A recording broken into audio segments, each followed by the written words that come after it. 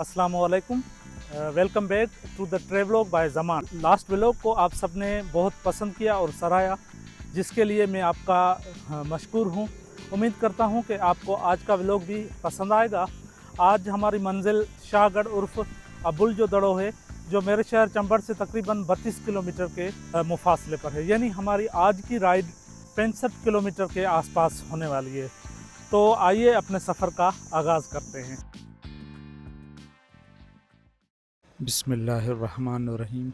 सुब्हानल्लज़ी सख़्खरलना हाज़ा व मा कुन्ना लहू मुक़रिनीन व इन्ना इला रब्बिना लमुनक़लिबून। साईं मसदाई करी मथे सिंध सुकार, दोस्त तू दिलदार आलम सब आबाद करी।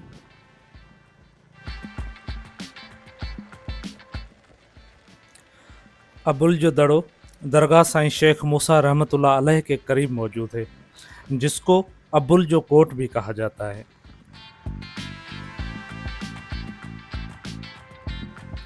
ये मकाम टंडो अल्हयार के तारीखी मकामात में से एक है, जिसको आज हम विज़िट करेंगे। हम पहले साईं शेख मूसा की दरगाह पर हाज़िरी देंगे, फिर आगे अबुल जो दड़ों पर चलेंगे।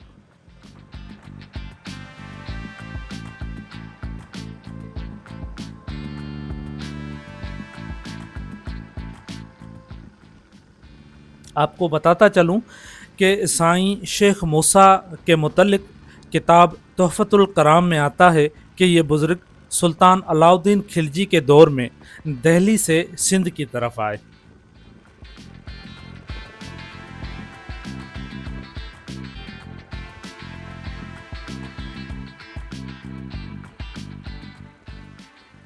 बताया जाता है कि आप हज़रत गौस पाक मुल्तानी रहमतुल्लाह अलैह के ख़ास मुरीदों में से थे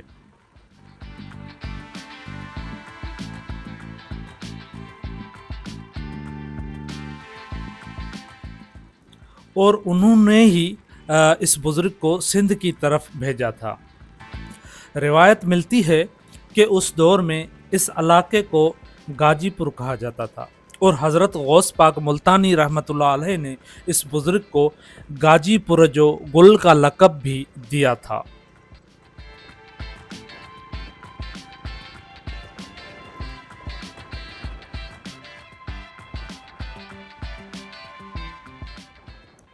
उस दौर में अबुल नाम एक जालिम बादशाह की हुकूमत थी, जो लोगों पर जुल्म करता था। लोग उसके जुल्म से डरते थे।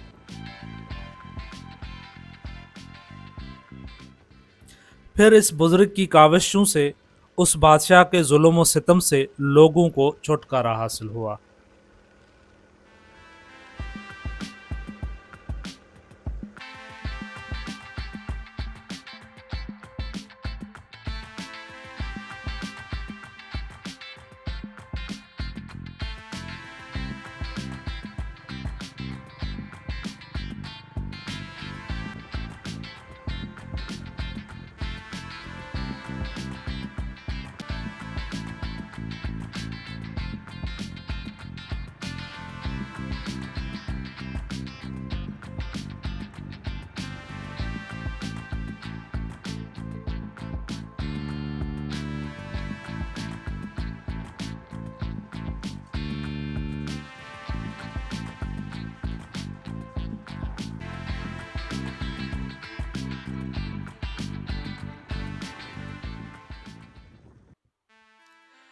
अच्छा, तो हम फाइनली साईं शेख मूसा रहमतुल्लाह अलैह की दरगाह पर पहुंच गए हैं। अब हम साईं की दरगाह की हाज़िरी देंगे। उसके बाद साईं के बराबर में सखी इनायत शाह रिज़वी रहमतुल्लाह अलैह की दरगाह है, वहाँ पर हाज़िरी दे के उसके बाद हम अबुल जो दड़ो की तरफ निकलेंगे। अबुल जो दड़ो इस दरगाह से ज़्यादा दूर नहीं है, करीब ही है। तो हम 3 से 4 मिनट में पहुँच जाएँगे इंशाअल्लाह।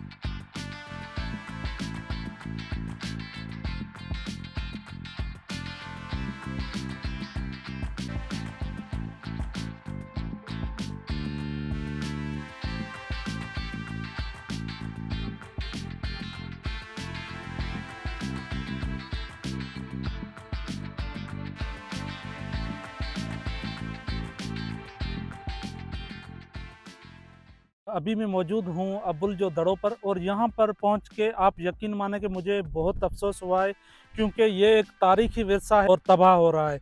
और यहाँ पर जो जिन लोगों के गांव हैं उन्होंने इस अब्बुल जो दड़ों को इतना तो गंदा कर दिया है कि आदमी यहाँ पर आ भी नहीं सकता। इसकी ऊंचाई तकरीबन 20 से 25 फुट हो सकती है अंदाज़न।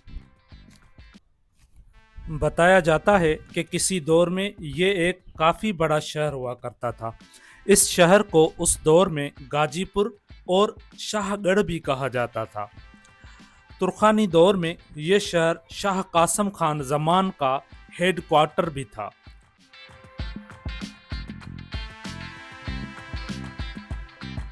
जिसने यहाँ पर एक बड़ा किला बनवाया था, जिसको शाहगढ़ का किला भी कहा जाता था।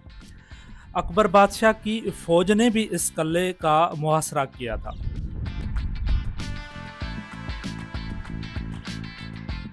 पहले ये दड़ा कितनी एराजी पर था ये तो मालूम नहीं है, लेकिन अभी इसकी एराजी 10 से 15 एकड़ पर मुश्तमिल हो सकती है, लेकिन ये एक्यूरेट वो नंबर नहीं है क्योंकि मुझे इसकी मालूमात नहीं है ज़्यादा, लेकिन ये कमोपेश 10 से 15 एकड़ पर मुश्तमिल ज़रूर होगा। इस दड़े के जो साइड में एक गांव है और वो लोग यहाँ पर आके गिलाज़त करते हैं।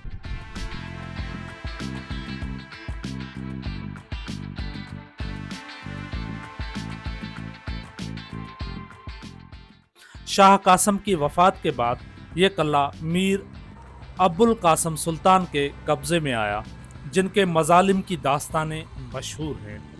लेकिन कुछ मुहक्किकीन का ख़याल है कि ये शहर अब्बुल सुमरो बादशाह ने जोड़ा था, जो उनके नाम पर अब्बुल जो कोट कहा जाता था।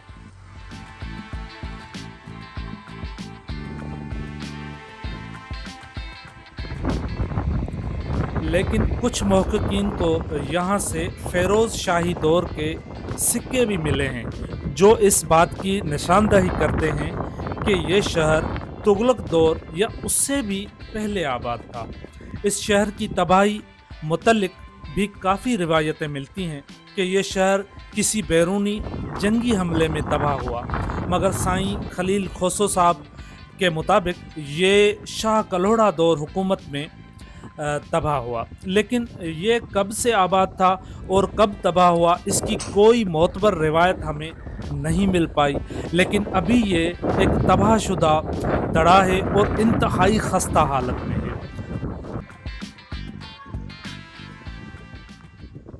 यहाँ पर टूटे हुए बर्तनों के टुकड़े और टूटी हुई ईंटों के टुकड़े काफ़ी तादाद में मौजूद हैं।